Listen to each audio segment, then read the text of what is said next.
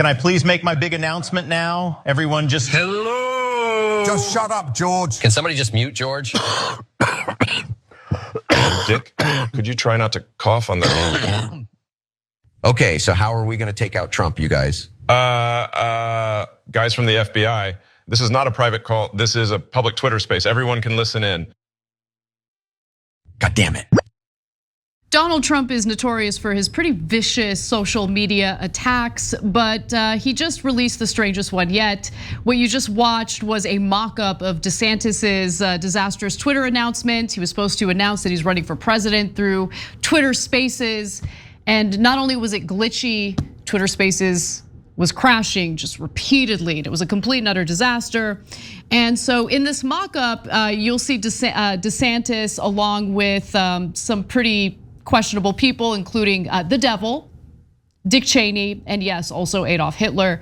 If you didn't catch DeSantis's embarrassing Twitter fail yesterday, here's a little clip of that.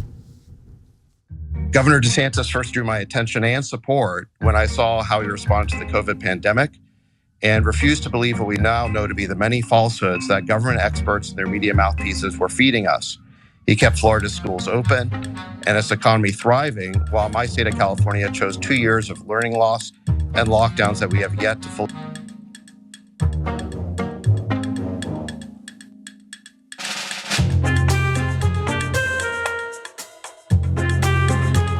All right, we're just reallocating more server capability to be able to handle the load here. It's really going crazy.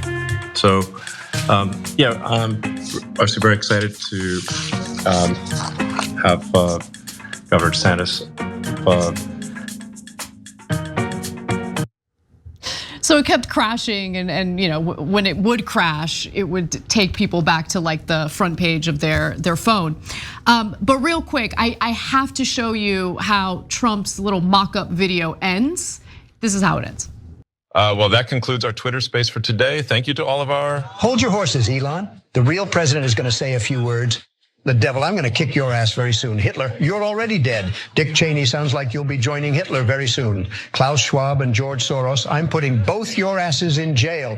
And Ron DeSanctimonious can kiss my big, beautiful 2024 presidential ass. Trump 2024, baby. Let's go. Okay. He lives for this kind of stuff. He does. And you know what? I don't know if you want to say to his credit, but he has hired the right team for this stuff. Yeah, well, in that case, I think he's just reposting something, right? And to his credit, though, like I often talk about how he's got these deranged MAGA guys that I think are problematic in 18 different ways. But he also does have MAGA trolls who are really good at social media. See, we're the fairest show in America, so we call it as it is, whether we like it or we don't like it. So probably some MAGA troll put that together, but that's not the interesting part of the story. The interesting part of the story is Trump reposting it. Because pre-2015, that gets you banned in the Democratic or Republican parties instantly. Like you're referring to, like you got Hitler in the video, are you crazy? And you're reposting it saying that the opposing candidate in your own party is in bed with the devil and Hitler? Instant cancellation, instant, over. But Trump can do anything he wants. And so he's messing with them. But guys, we can say, oh, we hate it and he shouldn't include Hitler, blah, blah, blah, blah, blah. But it's his base finds it intensely entertaining. And that's what matters. And the stuffed shirts in media and Washington are all like, oh, I do declare this is very brief gauche, this is all wrong. Who cares? Is he gonna get the votes or is he not gonna get the votes? And this is far more likely to get the votes. There's so many interesting things in that small little video. Notice how the right wing has Dick Cheney next to the devil and Adolf Hitler. I know, yeah. No, but honestly, it's indicative of how much the Republican base has changed, right? How much the Republican Party has changed, which is, by the way, incredibly concerning for the country and for the Democratic Party, because the very individuals who love Dick Cheney hate Donald Trump, and guess where they went? Yeah, guys. Okay, when we talk about the Democratic Party being a big tent, it's more than just a big tent. It has absorbed the never Trump Republicans. I never thought I would see the day where the mainstream Democratic Party would be applauding Liz Cheney as if she's a hero. Forget Liz Cheney, they brought on Dick Cheney. So now MSNBC's a Dick Cheney fan. Get a load of how much of a cell phone this is. When Dick Cheney left office, you know what he was polling at? Because Biden and Trump are so unpopular. You're used to politicians and leaders being in the 30s, which is previously unimaginable, right? In an earlier era, for any president to be that unpopular. Dick Cheney polled at 9%. He was in the single digits. He was despised by this country. And what happened? The Republicans like, okay, then we don't want you anymore. And Democrats like, oh, come on in, Oh, it's we'll such take a you. disaster. Why would you? He's the most right-wing politician of our lifetimes until Trump. Why would you take that toxic load of crap and put him on your team? Why would you take the guy that's at 9% and celebrate him? What is wrong with you people? Meanwhile, Trump, being unfortunately politically savvy, goes, oh yeah, hey, Dick Cheney. I don't care that I agreed with him before. I don't care. I'm gonna say I hate him now and I'm gonna get all the credit for it. And that's exactly what happened. And so, look, and who's that Klaus S guy, right? So I see Klaus S, I was like, Santa? I'm like, oh, is this part of the joke? Is Santa evil now? Okay, were the Guardians of the Galaxy right? Anyways, so, no, it's Klaus Schwab, the head of the World Economic Forum. And so now the right wing is against these neoliberal groups, neoliberal basically meaning economically conservative, groups that oppress all the populations and give everything to the rich. That's another giant win for Republicans.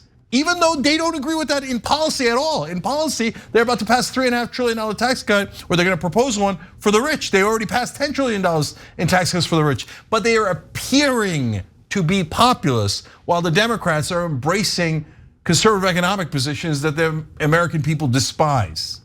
And there's one last fun thing out of this, other than the fact that the people at the top of that were all like, almost all either TYT guests, former TYT hosts, producers, etc. That was fun. But that nickname, Ron Disaster, that came out of this and trended on Twitter, that's a good nickname, okay? So, I mean, there's a lot of good names for DeSantis, and I don't know how long we're gonna have to kick him around. I just like Rob. Rob is my new favorite, right? It's just like, it's just so dumb, but so funny.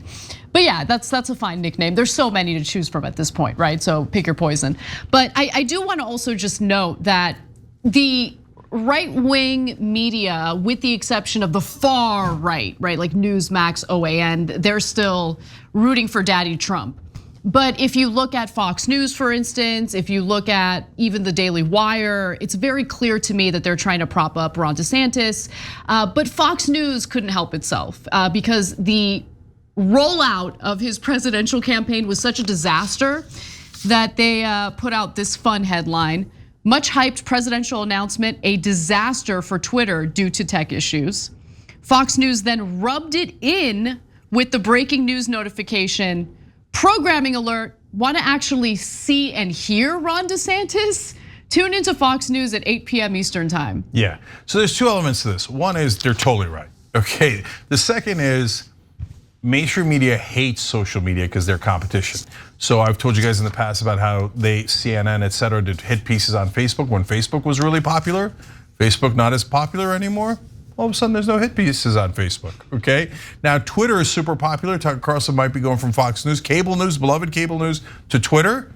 And Daily Wire saying the same thing. All of a sudden, oh yeah, Twitter sucks, man. Twitter, screw Twitter, oh yeah.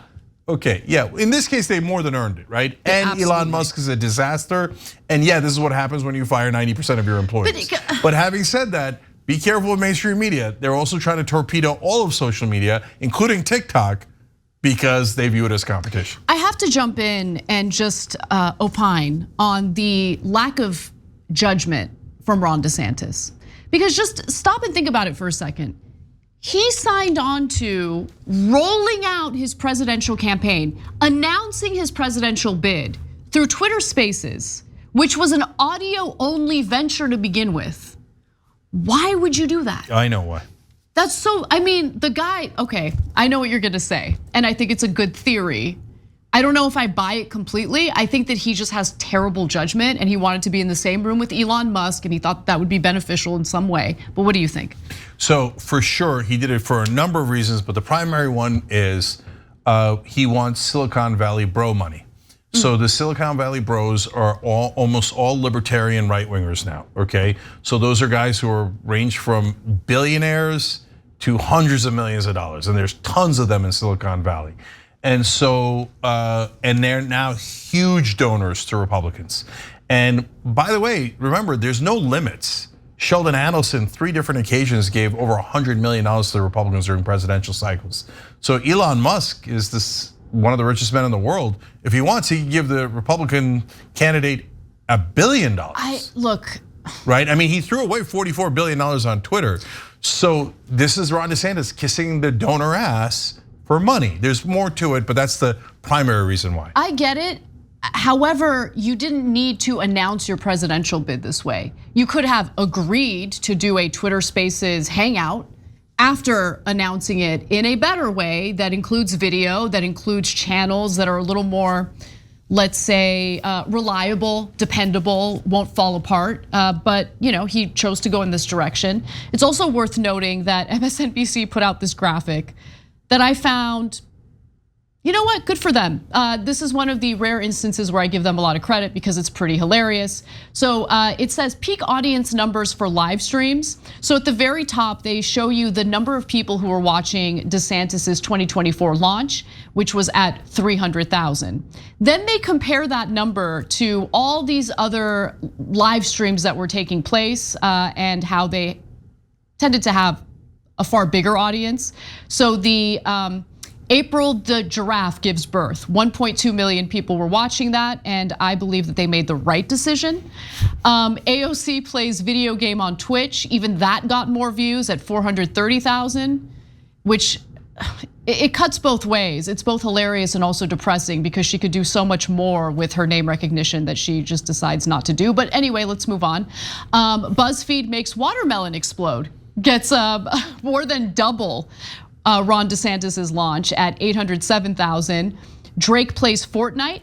628,000 people were watching that, and Cristiano Ronaldo accidentally records himself in sauna, which should have 700 million views, but for some reason it only had 700,000. Okay, that's another hit piece. Sorry, I don't agree. Okay, and I'll tell you why. So the top streams is a deeply misleading category. If they said top videos online, then it would be in the hundreds of millions, right?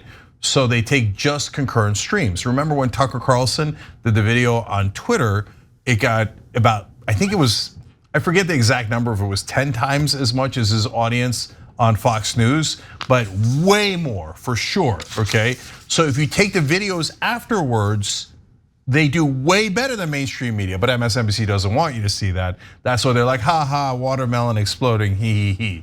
So that's totally misleading. Now in this case, Spaces was a disastrous place to do it because it's audio only. You're not even gonna get video out of it. That's why you're right that it was bungled, it was poorly played. But remember, there's one other reason why DeSantis did it, because Tucker Carlson's going to Twitter. So he's thinking Twitter is the new right-wing hub. Elon Musk is there, Tucker Carlson's there, and all my billionaire bros are there. All the cool kids are doing it. Exactly. But if you're gonna do that, you gotta A, be competent, and then B, have a plan for ass kicking. When this goes wrong, you gotta come over the top on Trump. But he hasn't done anything. He hasn't come over the top, he's gone under. So right now, his campaign is, Rob disaster. You don't think it's because DeSantis has a face for radio / facial expressions for radio? Oh, that's my favorite theory. One of our producers came up with this theory earlier today. She said, oh, I know why he did audio, because he doesn't want to do those weird faces. Like, I'm announcing everybody who Donald Trump's in the race. Right? If you had a face like that, you would want to hide it too. Hey, Meatball Rob, I get it. Thanks for watching The Young Turks, really appreciate it. Another way to show support is through YouTube memberships. You'll get to interact with us more. There's live chat emojis, badges.